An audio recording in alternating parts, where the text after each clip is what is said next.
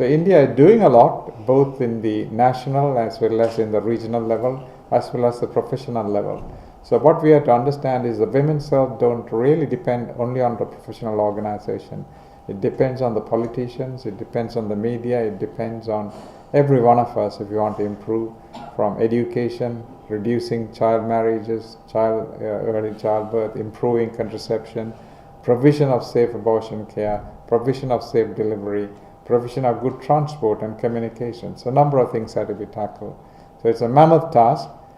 The Federation FOXI is doing as much as it can, mobilizing these 27,000 obstetricians, but also we are trying to galvanize the nursing and the midwifery staff, like the workshop today in another hospital with 500 nurses, especially concentrating on the two major killers of mothers, which is postpartum hemorrhage and blood pressure related diseases. So quite a number of activities are going on, but certainly they need the help of every one of you here as well as outside. Well, the funds is actually is a white elephant, but it is not the funds only. For example, there are countries with less GNP who have done extremely well, like Egypt, where Professor Siro is from, Indonesia, Tunisia, and so on.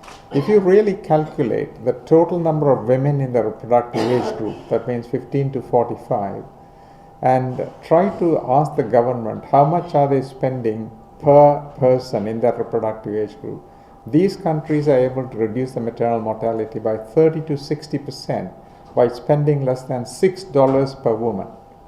And you can't equate the woman's life to dollars.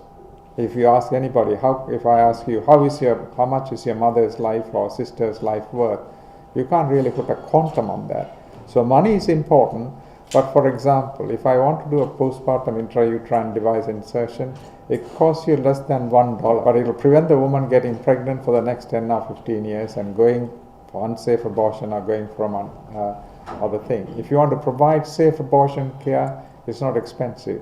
The medication used for postpartum hemorrhage is not even $1. So the money is really not an issue. When we talk about money to provide additional things like ultrasound and CAT scan and MRI and so on, those are not needed to save mother's life. So in our view, actually, if the government is prepared to spend $1 to $6 per reproductive age woman, then they can reduce it. So I agree with you, funds are needed, but actually what we are really looking at, the basic medication like oxytocin for reducing postpartum hemorrhage, magnesium sulfate for hypertension, a IUD or an implant for family planning, all these doesn't cost much money.